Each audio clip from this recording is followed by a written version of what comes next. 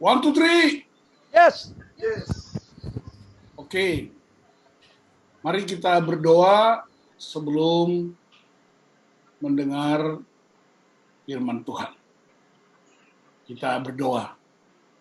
Ya Tuhan, para pria di area Bekasi, Christian Men's Network Indonesia, kami rindu mengalami firman-Mu, sebab firman-Mu mengubah dan menghidupkan.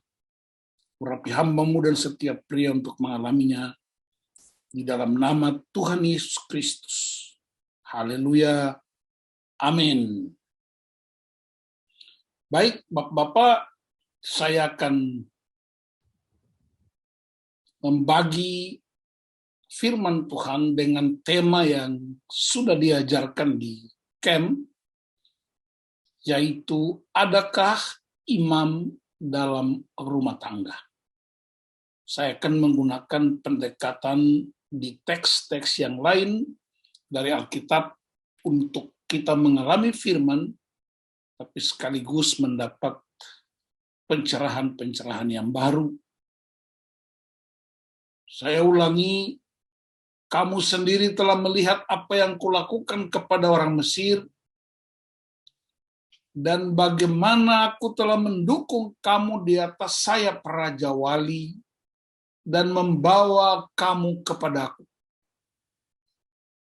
Jadi sekarang jika kamu sungguh-sungguh mendengarkan firman-Ku dan berpegang pada perjanjian-Ku, maka kamu akan menjadi harta kesayangan-Ku sendiri dari antara segala bangsa, sebab akulah yang mempunyai seluruh bumi. Perhatikan, Tuhan keluarkan Israel tidak hanya menuju tanah perjanjian, tapi ayat ini berkata dia membawa mereka kepadanya. Tuhan membawa umat itu kepadanya. Ini sebuah privilege yang luar biasa hebat.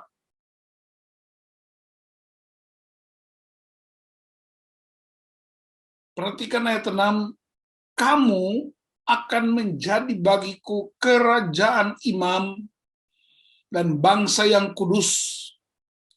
Inilah semuanya firman yang harus kau katakan kepada orang Israel. Lalu datanglah Musa dan memanggil para tua-tua bangsa itu dan membawa ke depan mereka segala firman yang diperintahkan Tuhan kepadanya. Seluruh bangsa itu menjawab bersama-sama, segala yang difirmankan Tuhan akan kami lakukan. Lalu Musa pun menyampaikan jawab bangsa itu kepada Tuhan. Ini diucapkan Musa di batang gunung Sinai. Saudara perhatikan, orang biasa ikat perjanjian di sebuah istana. Orang mengikat perjanjian di sebuah gedung mewah. Paling tidak di dalam gedung, apalagi kalau soal rohani di dalam gedung gereja atau bait Allah. Tapi Tuhan menyingkirkan semua kemegahan istana, semua kesakralan ibadah, dan dia mengikat janji di tengah-tengah padang gurun dan ketendusan auman padang belantara. Untuk menunjukkan bahwa janji Allah itu bisa diucapkan oleh Allah di mana saja, kapan saja, dalam keadaan apapun, sekaligus mematahkan semua kesombongan-kesombongan, kemegahan-kemegahan, kemewahan-kemewahan yang diciptakan manusia. Dan Allah mengucapkan janji ini justru di batang gunung Sinai setelah 3 bulan mereka keluar dari Mesir. Saudara-saudaraku, Keluaran 19 ini sebenarnya adalah perluasan perjanjian Allah dengan Abraham dan keturunan. Kalau kita baca Kejadian 15 ayat 6 dan 18, saya ingin bacakan ayat-ayat ini. Kejadian 5 ayat 16, maaf, Kejadian 15 ayat 6 dan ayat 18. Demikian firman Tuhan. Lalu percayalah Abram kepada Tuhan, maka Tuhan memperhitungkan hal itu kepadanya sebagai kebenaran. Ayat 18, pada hari itulah Tuhan mengadakan perjanjian dengan Abram serta berfirman, kepada keturunanmu lah kuberikan negeri ini, mulai dari sungai Mesir sampai ke sungai yang besar itu, sungai Efrat. Dan ayat-ayat ini sedang diuji dalam peristiwa yang sedang kita saksikan di dunia. Tapi saya tidak akan membahasnya. Bahwa tanah itu memang diberikan Tuhan. Kalau ada yang bertanya, tapi kan sudah ada penduduknya. Saya mau beritahu, kalau tanah milik kita, kalau kita nggak pakai, bisa dipakai untuk sementara orang lain. Dan pada waktunya kita akan menggunakannya. Tapi itu bagian lain dari proses yang dijalani oleh orang lain. Tapi Alkitab menyaksikan ini. Kejadian 17 ayat 7 dikatakan begini, aku akan mengadakan perjanjian antara aku dan engkau serta keturunanmu turun-temurun menjadi perjanjian yang kekal, supaya aku menjadi Allahmu dan Allah keturunanmu. Ayat 22, Abraham berumur, ayat 22, setelah selesai berfirman kepada Abraham, naiklah Allah meninggalkan Abraham. Pasal 22 ayat 18, pasal 22 ayat 18, oleh keturunanmu lah semua bangsa di bumi akan mendapat berkat, karena engkau mendengarkan firman-Ku. Perhatikan Bapak, Ibu, Saudara-saudara, perjanjian ini membutuhkan satu sikap, yaitu ketaatan umat kepada Allah, dengan cara menyembah dan mempersembahkan kurban kepadanya. Jadi peneguhan janji yang diucapkan Allah kepada Abraham dan diulangi lagi bagi keturunannya. Karena Israel sesungguhnya adalah keturunan dari Abraham, Ishak, dan Yakub. Perhatikan Bapak, pasal 19 ayat 56 tadi, Israel ditetapkan sebagai harta kesayangan dan kerajaan imam. Dan itulah nubuatan gereja dimulai. Israel ditetapkan sebagai harta kesayangan Allah. Ulangan 4 ayat 10, Amos 3 ayat 2. Dan inilah nubuatan dimulainya gereja. Kita bisa lihat di 1 Korintus 3 ayat 16, Titus 2 ayat 14, dan ayat yang paling populer 1 Petrus 2 ayat 9, kamulah bangsa yang terpilih, imamat yang rajani, bangsa yang kudus, umat kepunyaan Allah. Jadi saudara-saudaraku, umat atau gereja disebut sebagai kerajaan imam. Imam itu artinya kerajaan yang dipisahkan, dikhususkan untuk maksud abadi Allah. Kita tahu sendiri Musa yang dibesarkan di istana raja juga adalah anak seorang imam.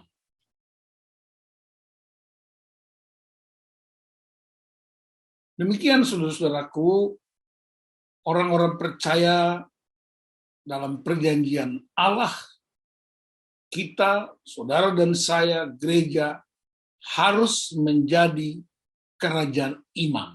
Saya ingin bacakan ayat-ayat ini untuk meneguhkan kita tentang apa itu kerajaan imam. 1 Petrus 2 ayat 9, tetapi kamulah bangsa yang terpilih, imamat yang rajani, bangsa yang kudus, umat kepunyaan Allah sendiri, supaya kamu memberitakan perbuatan-perbuatan yang besar dari Dia, yang telah memanggil kamu keluar dari kegelapan kepada terangnya yang ajaib. Wahyu 1 ayat 6,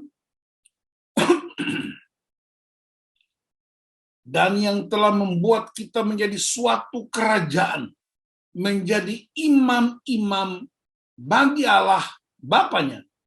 Bagi Dialah kemuliaan dan kuasa sampai selama-lamanya. Amin. Pasal 5 ayat 10,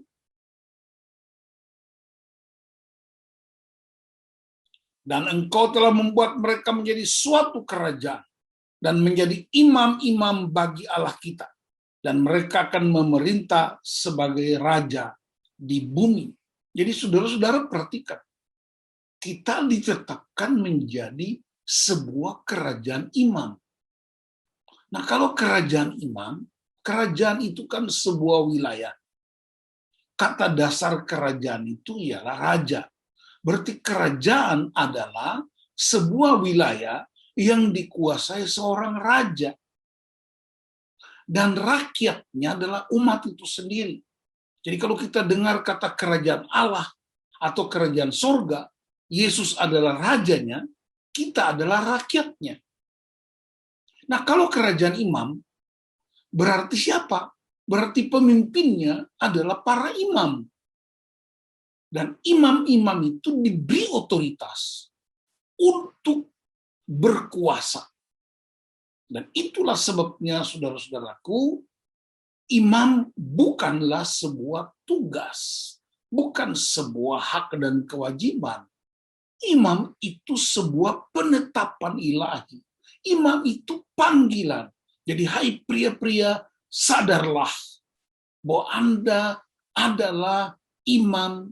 Anda dipilih, ditetapkan, dipanggil secara khusus untuk menjadi imam. Kita akan lihat ya pada ayat berikutnya di kitab Matius 16 ayat 18, Yesus mendirikan gerejanya. Ya, perhatikan Keluaran 19 tadi, ayat 6 itu gereja dimulai. Keluar dari kegelapan di Mesir, dan mereka dijadikan umat kesayangan dan menjadi kerajaan imam. Dan kemudian Yesus genapi sendiri dalam Matius 16 ayat 18, ketika dia bertanya kepada murid-murid, menurut orang banyak siapakah aku ini? Ada orang menjawab, engkau Elia seorang nabi, dan seterusnya. Lalu dia bertanya kepada Petrus, mewakili gereja, mewakili kepriaan kita, mewakili murid-murid. Kalau begitu menurut kamu siapakah aku ini? Lalu Petrus berkata, engkau adalah Mesias, anak Allah yang hidup. Mesias artinya yang diurapi. Berarti punya otoritas mutlak. Lalu Yesus berkata, di atas batu karang ini. Batu karang itu apa? Pengakuan Petrus. Di atas pengakuan seorang pria. Di atas pengakuan Petrus. Di atas pengakuan pria yang sungguh-sungguh mengalami kebenaran. Aku dirikan gereja, kata Yesus. Aku dirikan gerejaku. Yesus tidak dirikan gereja Petrus. Dia tidak mendirikan gereja Anda dan saya. Tapi dia mendirikan gerejanya. Dia katakan gerejaku.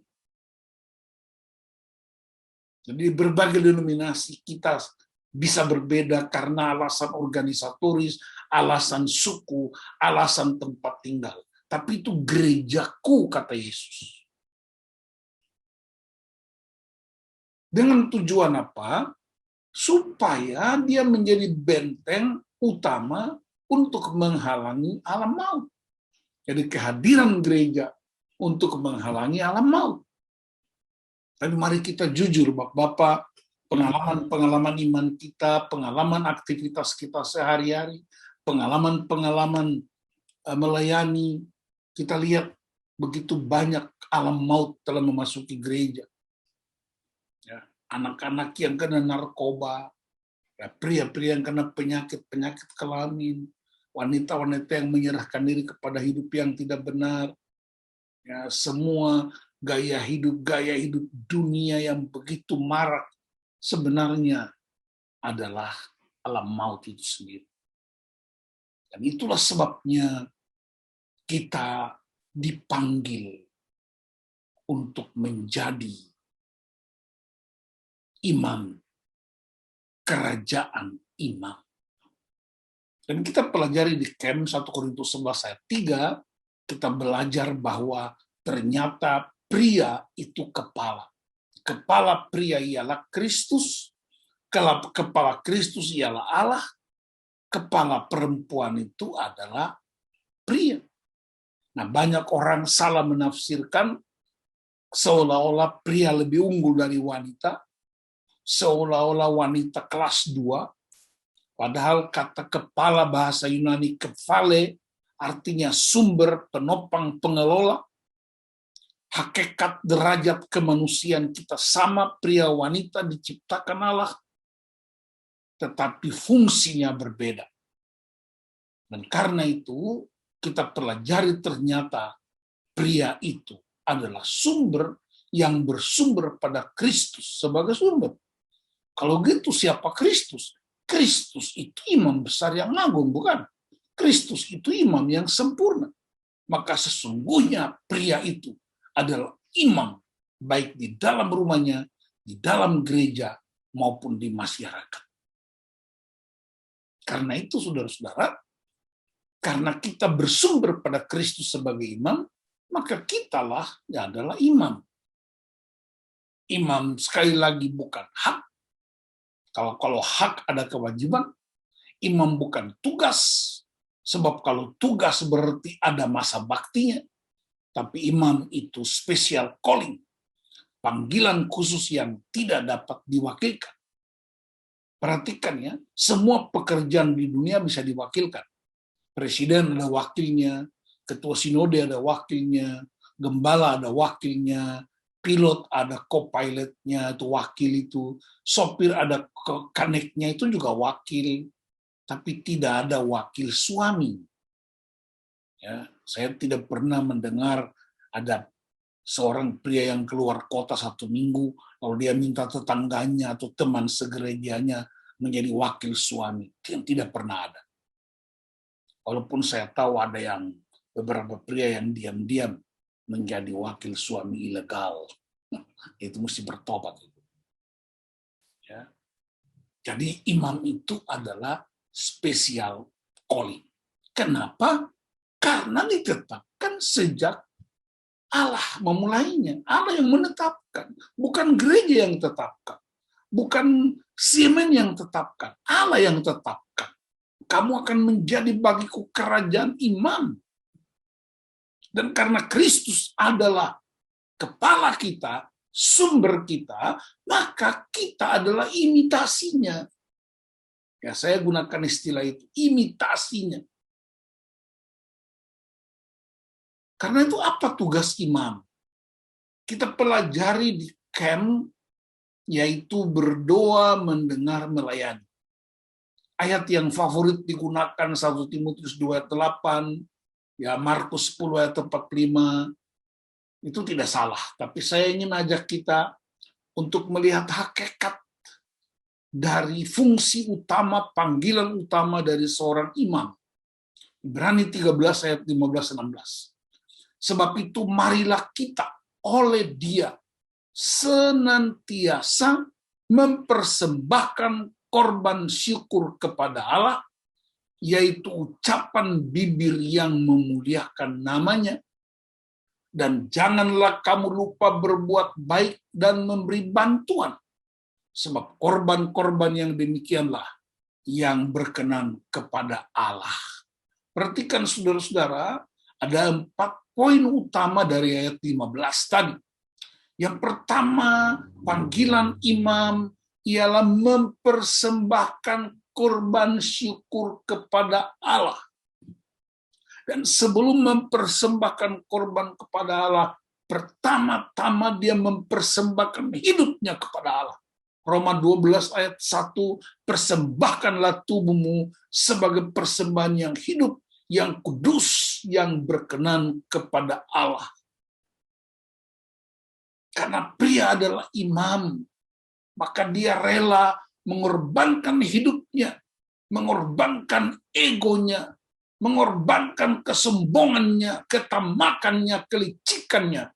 Letakkan semua itu di altar itu, supaya keselamatan itu engkau layak mengucapkannya buat keluargamu. Karena imam-imam yang terpilih di Bait Allah, mereka benar-benar dipisahkan dari dunia.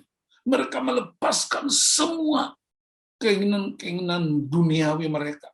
Dan sungguh-sungguh mereka ditetapkan sebagai imam yang hanya berhubungan dengan Tuhan, berhubungan dengan umat, berhubungan dengan persembahan syukur, berhubungan dengan darah yang dipercikan. Dan itulah imam. Jadi kalau Anda merasa Anda imam, Anda yakin Anda imam, maka malam ini juga saya tantang Anda. Letakkan egomu, letakkan kesombonganmu, letakkan ketamakanmu, letakkan kelicikanmu. Apa saja yang bukan dari Tuhan, taruh di altar itu. Dan kau layak disebut imam. Yang ketiga, dalam ayat 15 itu, pria adalah imam yang senantiasa bersyukur. Berarti bersyukur itu sama dengan bersyafat, sama dengan berdoa, menaikkan pujian, penyembahan, syukur. Dan itu dilakukan senantiasa. Menjadi sebuah gaya hidup. Dan itu tanda orang yang bersyafat, orang yang bersyukur, orang yang berdoa adalah tanda dia mengakui kedaulatan Allah. Tetapi serentak dengan pengakuan itu, dia membangun keintiman dengan Tuhan dan keluarganya. Kita belajarkan doa itu membawa kita intim dengan siapa kita berdoa, untuk siapa kita berdoa, kepada siapa kita berdoa.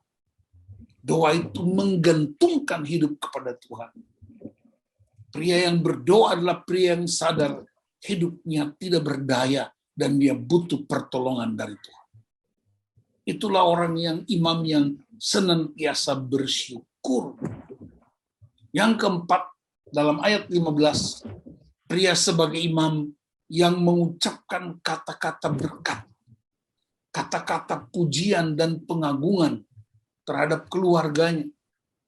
Etkol berkata seperti Kristus dengan firman-Nya, demikian pria dengan perkataannya. Ubah perkataan kita. Perkataan yang mengutuk, perkataan yang menghina, perkataan yang meremehkan, perkataan yang tidak mendidik, kita ubah. Karena ayat 15 berkata, yang selalu mengucap syukur dengan ucapan bibirnya, bibir yang dikuduskan, bibir yang dipenuhi oleh kuasa roh. Sehingga perkataannya itu perkataan yang memberkati. Pada ayat 16, fungsi atau panggilan imam, ayat 16 berkata, dan jangan lupa berbuat baik. Jangan lupa berbuat baik. Berarti kita suka lupa, makanya diingatkan supaya jangan lupa. Dan Yakobus 4 ayat 17 berkata, orang yang tahu harus berbuat baik, tapi dia tidak melakukannya, dia berdosa. Dan kita masih ingat, bukan? Peristiwa Adam dan Hawa di Taman Eden. Adam tahu kebenaran, tapi dia diam. Dan itulah dosa.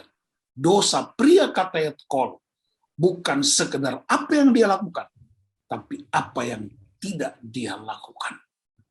Apa berbuat baik itu? Kita belajar tentang melayani. Kita belajar tentang mendengar.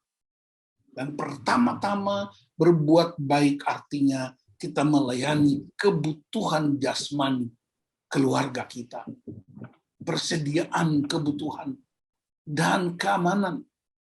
Pastikan bahwa mereka aman di rumah dalam situasi apapun. Baik kebutuhan sandang, pangan, papan, tapi juga keamanan-keamanan yang mereka mesti nikmati. Itulah imam yang melayani. Yang kedua, melayani kebutuhan rohani keluarga kita, relasi kita dengan mereka.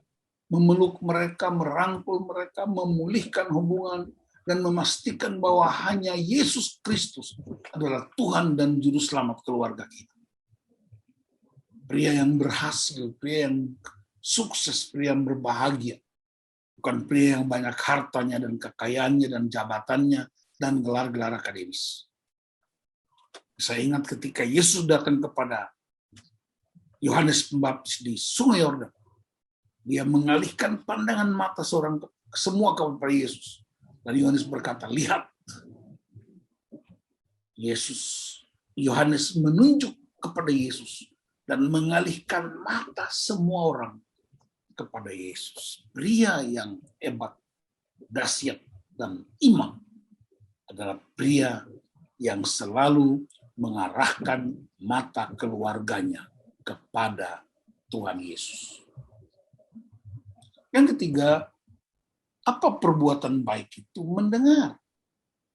Mendengar kita mengerti sebagai sebuah pelayanan. Mendengar keluarga.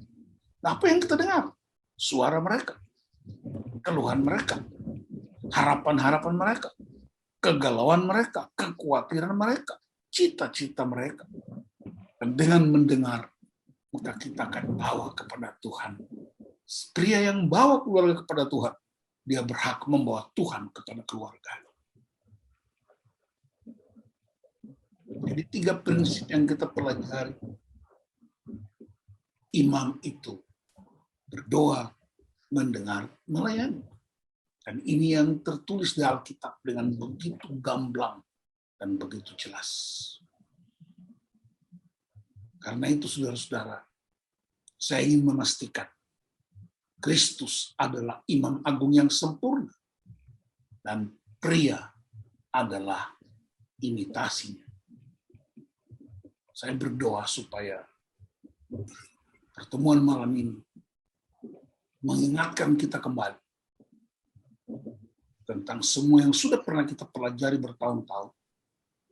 Yang mungkin gagal melakukannya, selalu terbuka ruang untuk bangkit kembali. Yang belum sungguh-sungguh, mari lebih sungguh-sungguh lagi. Apalagi dalam dunia kita yang begitu luar biasa, di tengah-tengah dunia kita, ya, dunia yang begitu hebat, dunia yang begitu menakutkan, dunia yang membuat banyak orang tidak punya kesempatan. Kita punya kesempatan. Biarlah kebenaran firman Tuhan menolong kita. Sehingga jika ada pertanyaan, adakah imam dalam rumah tangga ini? Anda tidak usah angkat tangan, tidak usah tepuk dada. Tapi dengan panggilanmu sebagai pria yang bersyukur, pria yang berbuat baik, pria yang bersyafaat, mereka bisa merasakan kehadiran imam. Kehadiran pria sebagai imam sebenarnya adalah imitasinya Kristus sebagai imam bagi keselamatan manusia. Kita berdoa untuk firman Tuhan. Bapak, terima kasih. Dalam malam ini ada sebuah pencerahan, penguatan, peneguhan bagi para pria sebagai imam dalam rumah tangga. Mereka sungguh-sungguh mempraktekkan firman ini.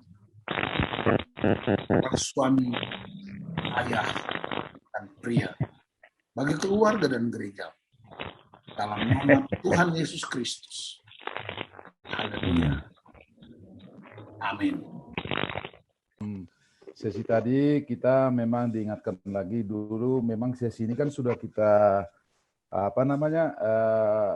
lakukan ya, maksudnya ini dulu udah lama kita dengar, tapi pada malam hari ini memang ini sangat diingatkan lagi kembali ya, Pertanyaan saya tidak banyak, hanya satu. Kebetulan saya kan di gereja HKBP ya, dan saya udah beberapa kali mengenai imam ini di gereja kami, dan beberapa pendeta mengatakan bahwa imam itu wanita boleh katanya. Saya bilang waktu itu pernah saya berdebat sama pendetanya bahwa itu bukan wanita itu enggak imam di dalam rumah tangga. Ya kan katanya sering sekali sekarang itu bapak-bapak tidak ada kerjaan katanya, tidak ada kerja, nganggur, tapi malah ibu itu yang dapat hasil katanya. Jadi makanya mungkin kesimpulannya dibuat di situ bahwa wanita itu ataupun istri itu jadi imam, diganti. Jadi suami itu diganti katanya jadi imam. Saya itu baru 2 minggu yang lalu saya berdebat dengan pendetanya, tapi saya juga jadi diam jadinya karena dia bilang setelah datang Yesus bahwa wanita bisa imam katanya. Nah, itu mungkin yang saya tanya kepada Pak Martinus, apakah memang saya salah mengatakan, karena saya buat waktu itu ke Pak pendetanya, bahwa kepala wanita adalah laki-laki, kepala laki-laki adalah Yesus, kepala Yesus adalah Bapa ataupun dinyatakan Tuhan gitu. Jadi mungkin yang saya tanyakan, apakah memang zaman sekarang ini imam itu boleh digantikan oleh wanita? Itu aja mungkin Pak Martinus. Terima kasih. Baik. Pak Saud ini langsung dijawab atau? Silakan Pak, langsung aja Pak, langsung. Baik, terima kasih Pak Syagian. Memang tidak ada di Alkitab ditulis bahwa laki-laki itu imam, lalu perempuan bukan imam. Tetapi di praktek-praktek perjanjian lama, kita temukan semua imam itu disandang oleh kaum pria. Tetapi ketika Yesus datang dan menjadi penebus bagi seluruh umat manusia, Rasul Paulus mengatakan di beberapa surat yang dia kirim ke jemaat-jemaat bahwa karena Kristus tidak ada lagi laki-laki perempuan, tidak ada lagi budak orang merdeka, tidak ada lagi orang Yahudi non-Yahudi, semuanya sama dalam Kristus. Dan karena itu memang imam itu tidak lagi didominasi oleh kaum pria. Semua orang percaya dipanggil dan ditetapkan sebagai kerajaan imam. Dan imam itu dalam tanggung jawab kepriaan kita bahas 3 panggilan utama. Berdoa, ibu-ibu juga berdoa. Melayani, ibu-ibu juga bahkan lebih banyak melayani. Mendengar, ibu-ibu juga banyak mendengar. Jadi tidak ada lagi dikotomi antara laki-laki dan perempuan sebagai imam. Sekalipun saya tahu di beberapa gereja tertentu itu memang tidak dibolehkan wanita jadi imam. Tetapi di banyak gereja, termasuk di gereja Kristen pada umumnya, kita sepakat bahwa banyak gembala-gembala, banyak pendeta-pendeta itu juga perempuan, wanita. Dan mereka melakukan fungsi-fungsi kehidupan. Tetapi karena pria itu sejak awal memang melakukan fungsi-fungsi keimaman, maka menjadi sangat tidak sehat kalau pria-pria zaman modern justru mewakilkan tanggung jawab imam kepada wanita. Jadi, mari kita dorong semua orang yang ditebus Kristus, baik pria wanita, untuk melakukan fungsi-fungsi keimaman. Tetapi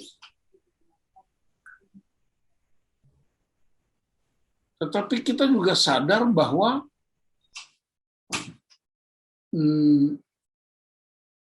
karena kita bicara tentang kepriaan, kita bicara tentang pria itu sumber, kita bicara pria itu kepala, maka memang menjadi panggilan spesial, tanggung jawab utama itu dilakukan oleh para pria. Sehingga kita harus menghindari polemik siapa yang jadi imam. Semua orang bisa. Pria, wanita. Karena berhubungan dengan Tuhan tidak hanya pria, wanita pun bisa berhubungan dengan Tuhan Yesus. Bahkan kita ingat peristiwa penyaliban, yang bertahan di pinggir salib itu wanita, pria-prianya kabur semua. Jadi begitu pasiagiannya, saya mengerti pertanyaan Bapak dan latar belakang gereja, karena kita sama-sama orang Protestan ya. Jadi mengertilah bahwa ada polemik. Tetapi saya pribadi dan kami di gereja justru banyak pendeta perempuan yang melayani sebagai gembala dan imam dalam jemaat. Yang penting buat kita di rumah ialah pria menjadi kepala, menjadi sumber, menjadi pengelola, menjadi imam. Dan pria yang harus memulai, menginisiasi. Jangan tunggu wanita yang memulai, jangan tunggu istri yang memulai. Tapi pria yang memulai, suami yang memulai, bapak yang memulai. Demikian Pak Siagian. Ya, terima kasih Pak. Ya, udah terjawab sekarang. Terima kasih banyak Pak. Terima kasih. Mau lihat ya gue udah. Saya mau bertanya, puji Tuhan selama saya ngikut camp, saya bisa belajar tentang iman, bahkan sampai sekarang saya belajar dan belajar itu puji Tuhan merasakan keluarga kami diberkati. Saya bisa mengajak istri dari tentang belajar camp untuk bisbah setiap pagi bersama keluarga, untuk belajar dan berserah kepada Tuhan, untuk menjadikan secara imam dan kepala gitu. Dan puji Tuhan, hidup kami sangat diberkati oleh Tuhan dengan Tuhan campur tangan untuk kami sekeluarga untuk belajar kepada Tuhan. Dan ini Bapak yang saya mau tanyakan, saya banyak juga diberkati jawaban dari saudara-saudara saya yang ada di Pria Sejati. Jadi yang saya tanyakan, bila agak sekalinya saya mohon maaf Pak, kalau agak ini pertanyaan saya, misalnya Pak, saya kepingin kepada istri di dalam hubungan istri, kalau istri menolak, kata saudara saya yang di Pria Sejati, harus sabar, jangan memaksa. Kalau istri menolak, oke, sabar. Gimana kalau misalnya saya pulang kerja capek, istri meminta saya harus tolak atau saya harus ladeni gitu. Jadi keadaannya berbalik gitu Pak. Gitu. Karena saya bertanya sama saudara-saudara saya di Pria Sejati, nggak boleh memaksa kalau istri tidak mau, harus sabar. Nah sebaliknya, kalau saya lagi capek pulang kerja, istri kepingin gimana Pak? Terima kasih. Bantu Tri. Memberkati. Yes. Ini tentang poin melayani nih berarti nih. Ya silakan Pak Nus. 1, 2, 3. Yes. Yes. Ini saya khotbah di camp Pria Sejati sejak tahun 2005 sampai hari ini sudah hampir 16 tahun. Baru saya dapat pertanyaan kayak begini secara terbuka. Haleluya. Tapi bagus ya. Yang pertama, prinsip utamanya pernikahan itu bukan soal kebutuhan seks. Itu prinsip utamanya. Pernikahan sesungguhnya adalah manifestasi dari hubungan Kristus dan gereja. Dan kalau kita baca Alkitab baik-baik, hubungan suami istri ketika mereka orgasme itu sama kualitasnya ketika kita berhubungan dengan Tuhan dalam doa yang disebut the point of no return. Ya, Kiki pernah berdoa sama Tuhan, berdoa sampai mengalami hubungan yang sangat intim sama Tuhan. Sampai bisa nangis, sampai merasa nggak bisa kembali lagi. Itu yang disebut point of no return.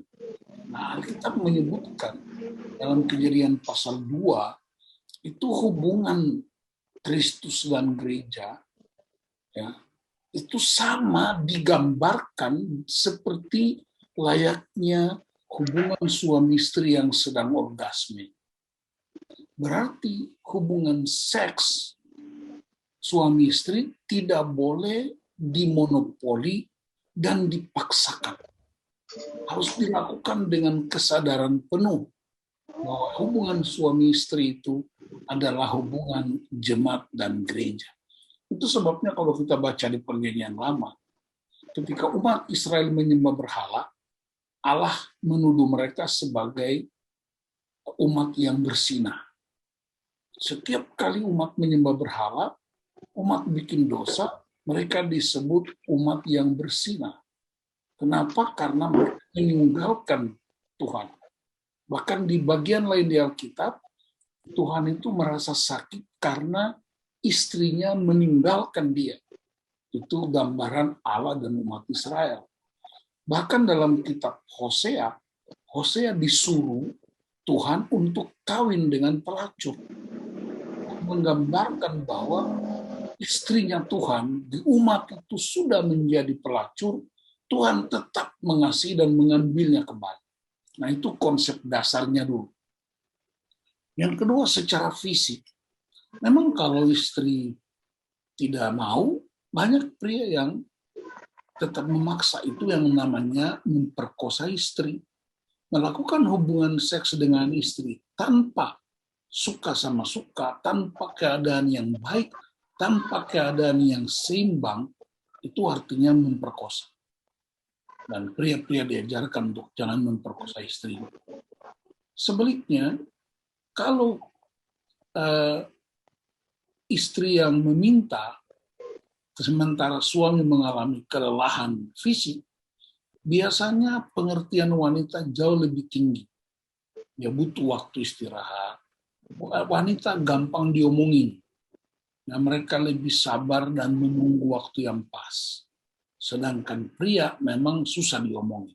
Itulah sebabnya perlu ada camp pria, supaya egonya pria, kesombongannya pria, keangkuhannya pria, ya nafsunya pria itu diletakkan di altar Kristus itu, supaya dia bisa mengerti prinsip-prinsip seperti Kristus melayani umatnya, jemaatnya. Demikian pria melayani istrinya. Jadi kasus-kasus ini berbeda-beda. Ada kasus yang pria paksa istri, tapi ada kasus yang di mana istri mengharapkan. Saya jarang sekali mendengar istri yang memaksa suami. Yang paling banyak saya dengar suami yang memaksa istri. Kalau kasus-kasus tertentu, biasanya wanita kalau minta kebutuhan seks, sebenarnya bukan itu utamanya. Dia mungkin perlu dibelai dulu, dia dicium keningnya, dia dipeluk dulu, lalu kasih pengertian, nah, papa lagi capek, kita butuh waktu, papa janji, besok kalau dia kembali kita mulai lagi. Dan wanita sangat mudah menerima pengertian-pengertian. Saya kira kita mesti belajar dari kaum wanita yang sungguh-sungguh mau mengerti keadaan-keadaan yang kita hadapi. Dan memang pria harus banyak bertobat soal yang satu. Ya Pak Kiki, jadi kalau istri minta, biasanya mereka tidak memaksa seperti pria. Dan mereka mungkin perlu dipegang tangannya, dielus kepalanya, rambutnya, dicium keningnya, dipeluk, lalu dikasih kata-kata yang indah, mulia, sehingga mereka punya kesabaran untuk mendapatkan pelayanan dari suami. Ingat, pelayanan seks suami istri adalah sebuah kehormatan dan kemuliaan. Karena itu gambaran hubungan intim gereja dan Kristus, atau Kristus dan gereja. Terima kasih. Oke, terima kasih Pak Anus, Pak Kiki. Mungkin teringat Sunnah Rasul kali Pak Kiki ini. Mau dipaksa, mau digawan, yang penting Sunnah Rasul. Sorry Pak Kiki, bercanda Pak Kiki. Oke. Ini nama saya Maidin Simamora dari Rawalumbu. Ya, yang ingin saya tanyakan kepada Pak Martinus, saya kan tuh gerejanya kan gereja mula-mula. Pemahaman saya kan tuh sebagai imam kan itu hal berdoa. apalagi di dalam keluarga ya. Jadi apalagi itu di dalam perjamuan. Kalau di tempat saya bergereja, perjamuan itu kan setahun 2 kali. Tapi jujur setelah saya belajar kebenaran ini, belakangan ini saya rubah mindset-nya kepada keluarga saya, istri saya. Jadi pada saat saya kalau ini dalam seminggu 2-3 kali perjamuan saya lakukan. Itu inisiatif saya. Tapi yang menjadi pertanyaan, anak-anak saya sama istri mempertanyakan. Tapi toh mereka tetap mengikuti saya karena saya sebagai imam. Mendoakan kan itu fungsi saya. Cuman itu karena mereka kan masih aktivitasnya kan di gereja mula-mula. Itu. Jadi karena saya lebih paham dari istri anak saya kebenaran firman Tuhan, ya saya lakukan itu. Soalnya saya ingat di Alkitab itu nggak ada disampaikan Tuhan perjamuan ini berapa kali, apa setahun 2 kali, apa 3 kali, nggak ada kan. Tapi saya lakukan, saya berikan pengertian kepada istri dan anak saya. Jadi yang saya tanya, bagaimana, apakah yang saya lakukan itu terlalu melampaui, apa gimana Pak Martinus? Itu aja yang saya tanyakan. Ya, silakan Pak Nus. Ini poin yang ketiga juga nih, melayani dari keluarga atau gereja nih. Kami silakan Pak Nus. Ya, terima kasih. Saya mengerti yang disebut dengan gereja mula-mula ya. Kenapa nggak langsung bilang aja ini gereja Protestan gitu ya? Satu gereja itu Pak Nus sama saya. Kenapa lalu bilang bahwa gereja Protestan? Gereja mula-mula itu cuma ada di Efesus, Kisah Para Rasul pasal 2. Antioquia. Ya, kalau kita ini bukan gereja mula-mula ini. Iya. Ini gereja Protestan. Tapi begini, Pak Maidin, perjamuan kudus itu kan sakramen. Dan sakramen itu artinya tanda yang kelihatan dari Kristus. Nah, gereja Katolik mengenal sakramen itu ada 7 sakramen. Sedangkan gereja Protestan, termasuk karismatik Pentakosta itu semua Protestan, itu namanya 2 sakramen, yaitu baptisan kudus dan perjamuan kudus. Kenapa disebut tanda yang kelihatan? Karena baptisan kudus itu menggunakan air. Sedangkan perjamuan kudus menggunakan roti dan anggur. Pertanyaannya, dalam rangka apa dilakukan perjamuan kudus? Dalam rangka memperingati kematian Kristus. Karena kematian Kristus itu tujuan utamanya untuk menebus dosa manusia dan kuasa Kristus mengalahkan kerajaan maut supaya kita bebas memasuki wilayah menuju kekekalan. Nah, ada tradisi gereja yang cukup lama di gereja-gereja abad pertengahan, ya, itu bahan utama perjamuan kudus itu roti dan anggur. Dan anggur itu sumber utamanya adalah pohon anggur. Dan itu biasanya dilakukan 2 kali dalam setahun. Dalam catatan sejarah gereja yang saya baca di daerah Eropa, terutama di daerah Swiss atau di daerah-daerah Eropa Barat, itu pernah panen anggur itu gagal. Sementara bahan pokok perjamuan itu anggur. Sehingga diubahlah ya menjadi 1 tahun, ada yang jadi 2 tahun. Nah, gereja-gereja Protestan kita pada umumnya itu perjamuannya itu sekarang sudah 4 kali. Ya, awal tahun, kemudian menjelang Paskah atau Jumat Agung, pertengahan tahun, dan akhir tahun. Itu rata-rata. Tapi ada gereja tertentu yang tiap bulan. Bahkan ada gereja tertentu yang tiap minggu. Ya. Saya tahu ada beberapa gereja yang tiap minggu. Ada Anglican Church, ada gerejanya Tiberias, itu tiap minggu. Dan itu tidak ada aturannya. Masing-masing gereja punya pengajaran, punya keyakinan. Anytime dia bisa lakukan. Di gereja kami setiap 4 kali dalam setahun. Tapi saya pribadi, karena mengerti prinsip mengalami kematian dan kebangkitan Kristus, mengalami tubuh dan darah Kristus, maka dalam hal tertentu saya lakukan buat istri dan anak-anak di rumah. Tidak harus tiap hari, tapi dalam peristiwa-peristiwa tertentu kami lakukan. Ya, saya sebagai imam melakukannya buat keluarga. Saya tidak anjurkan bapak-bapak untuk melakukan di rumah. Tetapi masing-masing gereja punya cara pandang. Nah, saya berpegang teguh pada gereja kami, gereja Protestan, gereja Kristen Oikumen di Indonesia, 1 tahun 4 kali. Tapi boleh nggak saya lakukan di rumah? Boleh. Tidak ada yang melarang. Karena saya menyadari bahwa roti dan anggur adalah tubuh dan darah Kristus yang kita peringati. Walaupun sekarang ini di Indonesia banyak orang sudah ganti anggur ya, dengan minuman-minuman lokal. Misalnya di daerah Maluku itu anggur tidak dibuat dari pohon anggur, tapi dari pohon enau atau air kelapa yang direbus sampai jadi anggur. Atau ada dari tomat.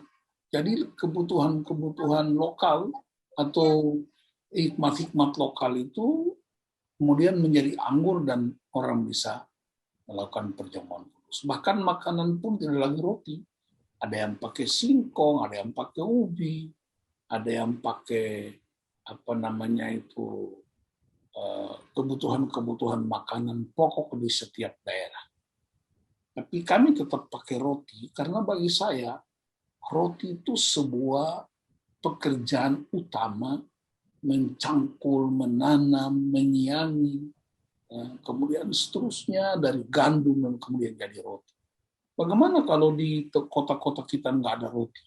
Itulah yang disebut kebijakan-kebijakan lokal gereja yang menyadari berkat Tuhan yang dinyatakan Tuhan di bidang atau daerah kita masing-masing. Jadi sekali lagi, gereja secara organisatoris ada yang 2 kali setahun, ada yang 4 kali setahun, ada yang tiap bulan, ada yang tiap minggu. Tapi kalau bapak-bapak ingin melakukannya tiap hari di rumah, saya kira nggak ada yang melarang. Pertanyaannya, apakah boleh anak-anak mengikuti perjamuan kudus? Di gereja tertentu anak-anak boleh. Di gereja tertentu harus CD dulu, umur 16 atau 17 tahun ke atas. Tapi di gereja tertentu, bahkan gereja Protestan tertentu yang saya tahu, mereka layani perjamuan kudus buat anak-anak dengan memberi pengertian yang utuh. Selalu ada pertanyaan, baptisan bayi bisa, kenapa perjamuan bayi tidak boleh? Katanya tidak mengerti. Lah baptisan bayi juga dia tidak mengerti. Kenapa perjamuan kudus buat bayi dia tidak mengerti kok nggak dilakukan? Jadi masing-masing orang punya pengajaran. Nah, CMN tidak punya pengajaran khusus karena CMN bukan gereja. CMN itu mengikuti gereja masing-masing. Nah, sehingga kita di CMN tidak ada doktrin khusus kecuali mengajarkan pria untuk hidup seperti Kristus dan menjadi berkat buat keluarga. Demikian Pak Aidit. Ya. Oke. Terima kasih. Terima kasih Pak Nus. Ya, ini masih ada 1 orang lagi ya, 10 kurang lebih 7 menit lagi. Martin Sitinjak, orang Batak ya. Saya tahu Batak. Silakan Pak. Saya mau bertanya seperti berdoa dan mendengar. Sepertinya berdoa dan mendengar itu bertolak belakang ya. Kalau berdoa itu berbicara, sementara mendengar itu tidak berbicara. Jadi gimana ya, berdoa, mendengar, melayani. Kalau berdoa berarti berbicara, mendengar berarti tidak berbicara. Itu baiknya gimana ya sebagai imam ya? Baiknya sebagai imam itu berdoa ya, nggak banyak mendengar ya. Seperti ada pendeta saya ngomong, imam itu baiknya berdoa, jangan baiknya mendengar. Seperti ada di gereja saya. Jadi pendeta itu kan sebulan kan baiknya gembala sidang itu baiknya berkhotbah sebulan 3 kali. Nah, 1 kali dikasih ke orang, jangan di dalam satu gereja itu sebulan pendeta gembala sidangnya cuma sekali, tiganya dikasih ke orang, jadi suara gembala tidak didengar sama jemaat. Jadi gimana tuh Pak Maksudnya Solo? Coba itu dulu pertanyaan saya. Terima kasih. Mendengar sebenarnya bertolak belakang. Terima kasih Pak Martin. Para imam di Bait Allah itu mendengar keluhan, permohonan, ucapan umat yang datang. Dan setelah mereka mendengar semua yang disampaikan, lalu imam itu menghadap Tuhan. Mereka masuk ke ruang kudus untuk menyampaikan semua keluhan, permohonan, ucapan syukur, pengakuan dosa itu kepada Tuhan. Karena imamlah yang menjadi perantara antara umat dengan Tuhan. Jadi dia enggak sekaligus sambil berdoa sambil mendengar. Ya, bagaimana kita mau menyampaikan sesuatu kepada Tuhan kalau kita enggak mendengar orang ngomong? Dengarkanlah pokok-pokok doa kami, lalu disampaikanlah anak saya sakit, istri saya kurang sehat, keadaan ekonomi kami kurang bla bla bla bla bla. Lalu imamnya mengambil semua itu, kemudian dia menghadap Tuhan dan dia sampaikan dalam bentuk doa. Ya, doa itu bicara dengan Tuhan. Kita bicara dengan Tuhan. Kalau kita mendengar firman, berarti kita mesti diam. Sekarang kita diam dengan suara Tuhan. Suara Tuhan itu bisa datang melalui pendeta, melalui penatua, diaken, melalui pembicara, melalui suami, istri, anak-anak. Jadi kalau anak-anak pulang sekolah minggu, lalu dia cerita apa yang dia dapatkan sekolah minggu, bapak-bapak jangan memalingkan telinga, harus mendengar. Anak-anak itu sedang berkhotbah buat kita, dari mana? Dari apa yang dia dengar di gereja. Nah, banyak pria kan nggak mau dengar istri sama anak-anak, maunya didengar terus. Bagaimana menjadi imam yang baik? Ialah rajin mendengar dan rajin menyampaikan kepada Tuhan. Rajin mendengar firman, supaya tadi telinga kita tambah tajam, dan kalau telinga kita tajam, maka tindakan kita juga tajam. Lalu ketika kita mendengar semua keluhan, kita bawa kepada Tuhan. Ya, bawa kepada Tuhan dalam bentuk doa. Kemudian Tuhan juga seringkali bicara buat imam. Lalu imam sampaikan lagi kepada umat. Jadi imam itu dengar dari umat kepada Tuhan, dan dengar dari Tuhan untuk kepada umat. Gitu.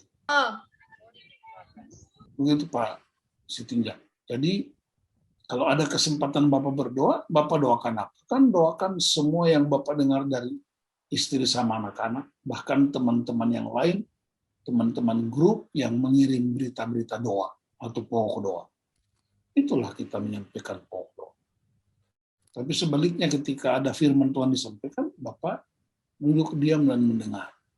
Mendengar suara istri. Kadang-kadang Tuhan bicara lewat istri kita, Tuhan bicara lewat anak kita, Tuhan bicara lewat hafruta kita, Tuhan bicara lewat teman pria sejati kita, dan seterusnya.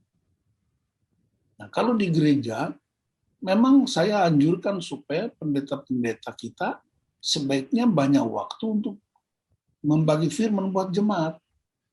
Kan, jangan numpang mulut orang terus. Ya, harus pendetanya yang sampaikan firman. Sekali-sekali bolehlah undang pendeta luar untuk meneguhkan kembali. Di gereja-gereja di kampung yang saya tahu yang pendetanya cuma satu, mereka kan sulit sekali datangkan pendeta dari luar. Apalagi jarak komunikasi, jarak transportasi. Ada pendeta yang 52 kali berkhotbah selama 52 minggu. Tidak hanya itu, dia juga berkhotbah di kebaktian rumah tangga, kebaktian wanita, kebaktian pria. Bayangkan tuh satu jemaat di kampung. Saya masih ingat karena bapak saya pendeta. Di kampung dulu tahun 60-an, saya lahir tahun 61. Itu bapak saya aja yang khotbah. Minggu, habis itu rumah tangga kebaktiannya, habis itu prianya, habis itu wanitanya. tentu dibantu oleh beberapa penatua, tapi kan orang-orang kampung yang terbatas. Nah, di kota-kota kita, ya malah banyak pendeta justru sudah punya banyak asisten. Ada pendeta muda, ada pendeta pembantu, ada pendeta pendamping. Dan itu baik saja untuk menolong umat untuk bertumbuh. Karena itu memang kita harus saling menopang sebagai tubuh Kristus. Ya, saya sering diundang untuk banyak gereja, tapi di gereja kami juga sering mengundang hamba-hamba Tuhan lain untuk saling menopang. Karena ingat, ini bukan gerejaku, gerejamu, tapi gerejanya Tuhan. Yesus bilang, aku dirikan gerejaku, bukan gereja Anda. Jadi kalau gereja Pasir Tinjak itu bukan gereja Bapa, itu gerejanya Tuhan. Jadi kita sesama warga gereja, sesama anggota tubuh Kristus, bisa saling memberkati. Tetapi yang paling tahu kebutuhan umat, yang paling tahu keperluan umat adalah gembalanya sendiri. Sehingga dia yang harus banyak menggali firman, merenungkan firman, mengalami firman, dan membagikan kepada domba-domba. Ya, jadi saya punya istilah, kalau kita undang pendeta lain khotbah di tempat kita, itu kan sama dengan kita menyerahkan nasib umat itu kepada pendeta itu. Kalau kita undang pendeta itu berkhotbah di tempat kita, kan sama dengan dia siapkan makanan buat domba-domba kita. Maka pendeta yang kita undang pun kita harus kenal dia, kita tahu latar belakangnya, kita tahu pengajarannya, sehingga tidak menimbulkan problem-problem baru buat jemaat. Biasanya pendeta tamu habis khotbah, dia pulang, pendeta gembalanya yang pusing menghadapi. Dan itulah sebabnya pemulihan visi bersama sebagai anggota tubuh Kristus, pemulihan pria, wanita, keluarga, itu membuat kita punya satu tekad yang sama untuk membangun jemaat seperti yang Tuhan inginkan. Jemaat yang misioner, tapi yang hidup dalam tubuh Kristus. Jadi Pak Martin, dengarlah Tuhan, dengarlah keluarga kita, dengarlah teman-teman kita, dan dengan rajin mendengar, kita akan membawa kepada Tuhan. Dan ketika kita bawa kepada Tuhan, Tuhan juga bisa sampaikan kepada kita, dan kita sampaikan lanjut kepada keluarga-keluarga kita. Itulah panggilan seorang imam. Terima kasih. Tuhan berkati. Oke, terima kasih Pak Nus dan Bapak, malam ini hamba berdoa untuk semua pria yang mendengar firman Tuhan. Sebagai pria, kami rindu Tuhan, kami terus bertumbuh ke arah keserupaan Kristus. Sebagai ayah buat anak-anak kami, sebagai suami buat istri. Dan kami menjadi imam yang ditetapkan untuk memberkati. Terima kasih Bapak untuk Siemen area Bekasi. Para pengurusnya Tuhan kuduskan, kemuliaan Tuhan dinyatakan, mereka terus membangun komunitas yang kuat, memberkati gereja-gereja masyarakat di wilayah Bekasi dan sekitar. Dan malam ini Tuhan, sebelum kami berpisah, memohon berkat para pria malam ini. Kasih karunia Tuhan Yesus Kristus dan kasih Allah Bapa dalam persekutuan Roh Kudus menyertai saudara-saudara, keluargamu, pekerjaanmu, pelayananmu, bisnismu, apapun yang dikerjakan tanganmu, berhasil karena Tuhan yang hidup, yang berotoritas atas hidup kita. Dalam nama Tuhan Yesus Kristus. Haleluya. Amin. amin. Haleluya. Amin, Terima amin. kasih Terima Pak Nus. kasih. Terima kasih Pak Nus. Untuk kita ya, maaf teman-teman. Kita foto dulu. Tenang-tenangan ya. Foto kami persilakan. Juru foto kamera. Silakan. Ah. Buka.